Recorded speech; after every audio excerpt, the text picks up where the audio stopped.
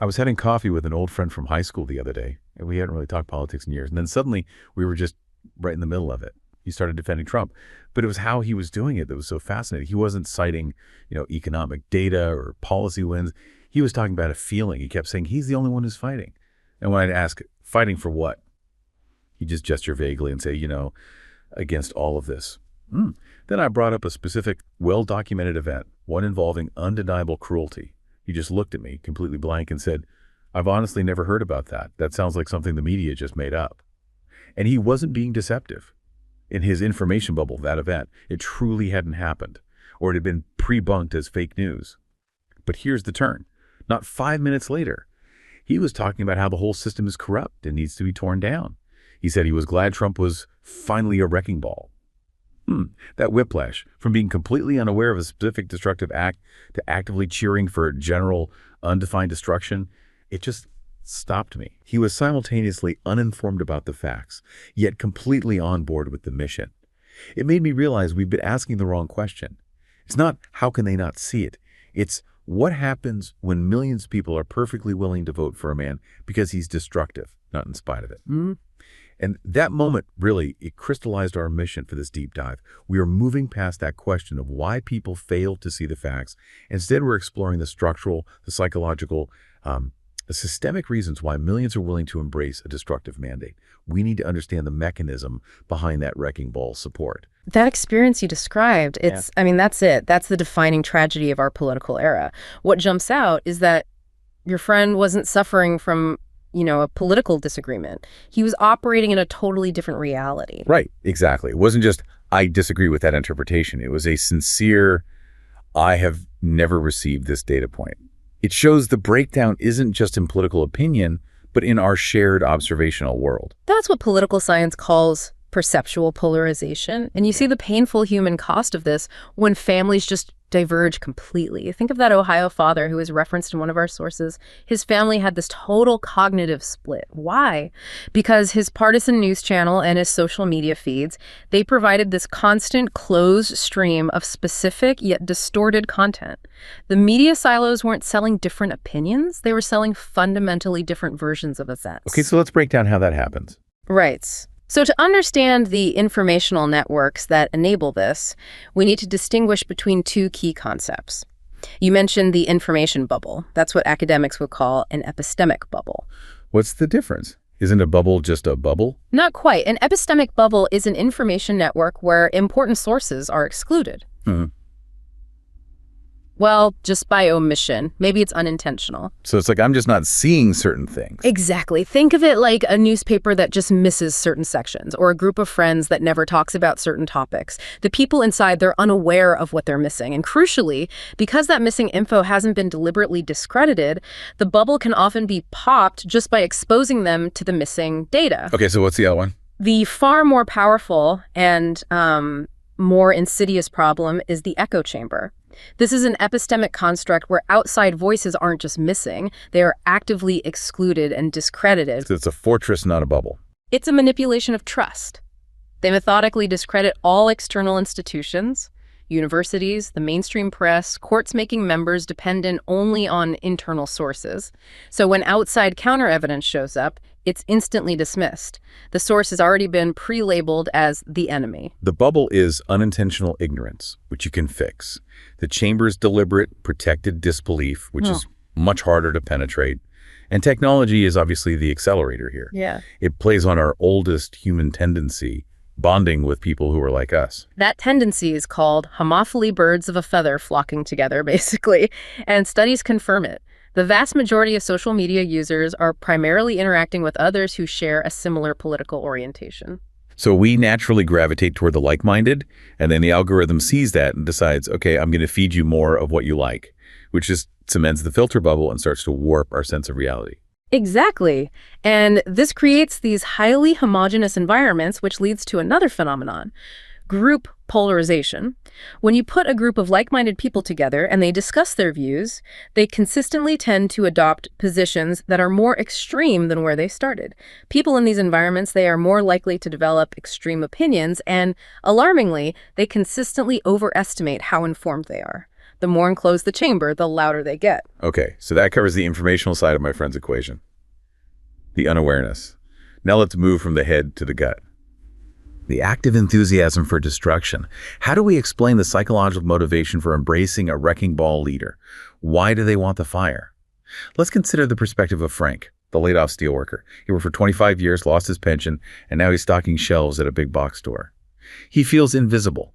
He feels fundamentally betrayed by a system, whether that's global trade, the government, or the culture. No one in power sees him. For Frank, and for millions like him, the populist leader offers a really powerful psychological intervention. It's grievance and validation.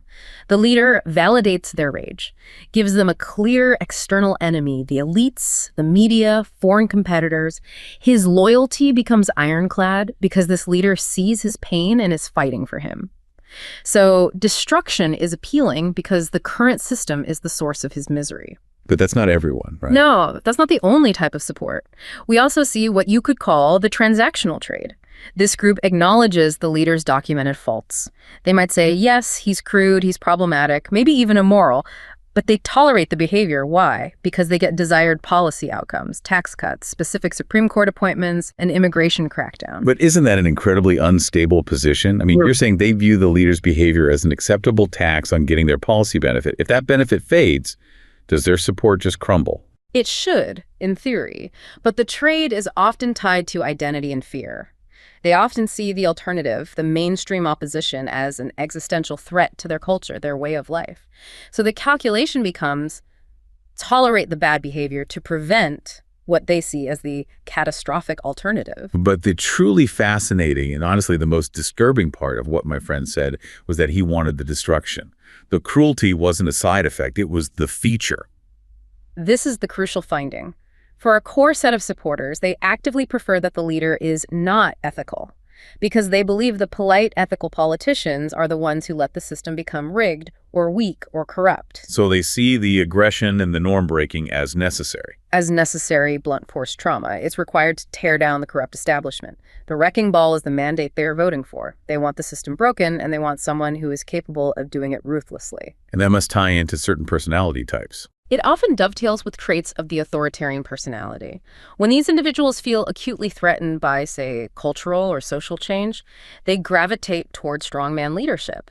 They want someone who projects dominance and ruthlessly punishes perceived enemies. And things like checks and balances, legal complexity, democratic norms, they don't see those as protections. They see them as weak and dangerous chaos. They prefer brutal order over democratic compromise. And binding all of these motivations together, the aggrieved Frank, the transactional voter, the authoritarian, is the tribal nature of modern politics, the herd mentality. Absolutely. Politics has just become identity. Leaving the herd doesn't just mean changing your mind. It means social death. Rupture from your family, your community, your online tribe. The leader becomes synonymous with the group itself. And this tribalism, it provides cover and momentum, and it normalizes abnormal behavior step by step, which is absolutely critical for any anti-democratic movement to gain traction. So this powerful tribal energy, it's driven by grievance and this desire for disruption, and it translates into a systemic threat. We heard that story about the Arizona election supervisor. She observed the system being given away because the loudest, most aggressive voices were just allowed to trample the rules. It wasn't a quick collapse, it was slow attrition. That slow attrition is exactly what comparative law scholars warn about. We typically worry about authoritarian reversion, a rapid, complete collapse, like a military coup or a sudden declaration of martial law. That risk is generally seen as low in stable democracies like the U.S. So what should we be worrying about instead? The primary danger is constitutional retrogression. This is a much more subtle, incremental erosion. It demands a simultaneous decay in three institutional predicates: competitive elections, liberal rights to speech and association, and the rule of law. It happens through an accumulation of piecemeal changes, each one maybe looking innocuous on its own, which legal experts call the Frankenstate, a system stitched together from these disparate but collectively destructive minor changes. Okay, let's unpack those mechanisms. How does this incremental decay actually unfold? First, exploiting the constitutional architecture itself. Right. The first mechanism is eliminating institutional checks. The U.S. Constitution's checks and balances are far more fragile than we assume. In the absence of partisan division, Congress is much more likely to enable rather than restrain a president's agenda. We've seen this vulnerability exploited in places like Poland and Hungary, where the party in power systematically undermined judicial bodies like constitutional courts to remove any friction. Once you lose the ability of the courts or the legislature to provide real resistance, the executive has a clear field. And the courts themselves have sometimes made it difficult to act as a proper check, correct? Yes. Federal courts have developed doctrines that make it very difficult for citizens to vindicate their individual rights, particularly by imposing these really high hurdles for anyone alleging past constitutional harms. If you can't sue successfully after a violation has occurred, the executive branch feels less constrained in pushing those boundaries. Okay, the second mechanism involves attacking the government's engine, the career civil service. That's the pathway of centralizing and politicizing executive power. Bureaucracies, which are the vast majority of government workers, they rely on statutory law and custom for their independence, not the constitutional text. So anti-democratic actors target bureaucratic autonomy because these institutions are conservative. They slow down change. They're the friction points. The president's ability to appoint agency heads who are fundamentally opposed to an agency's core mission can effectively neutralize resistant or nonpartisan parts of the government from the inside out. If they can't trust the institutions, they have to control what the public knows. Which brings us to shrinking the public sphere. Exactly. While the First Amendment is strong against overt bans on speech like criminal libel, it does very little to constrain the manipulation of the information environment itself. This is done through selective disclosure of information, strategically manipulating government secrecy classifications, or having high officials launch coordinated personal attacks on the integrity of respected news sources to discredit them preemptively. If the public doesn't trust any established sources, they are fully reliant on the internal echo chamber. And finally, they exploit the election system itself to ensure their destructive mandate can be fulfilled indefinitely. That's the mechanism of eliminating political competition.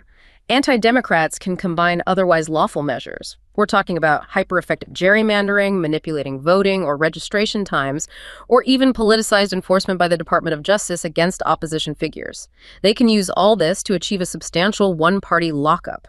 This allows the destructive movement to fulfill its mandate while maintaining the form of democracy, making the whole process appear legitimate. Wow, so where does that leave us? Ultimately, the U.S. Constitution provides only a fragile barrier against constitutional retrogression because it's a framework that depends entirely on the good faith of the people participating. The true danger lies in the incremental nature of the decay. And that's the most difficult vulnerability to address, isn't it? Because retrogression happens slowly. It involves all these diverse, piecemeal changes, a law here, an appointment there, an attack on the press today. There's no crisp focal point for coordination. It's hard for the public or the opposition to know exactly when the line has been crossed. The risk, then, is that a democratic society, like the apocryphal frog placed in slowly boiling water, may not realize its predicament. It won't see that qualitative shift toward a weakened, quasi-authoritarian state until matters are already beyond redress, dependent entirely on a political party's commitment to a democratic process that is neither required nor guaranteed.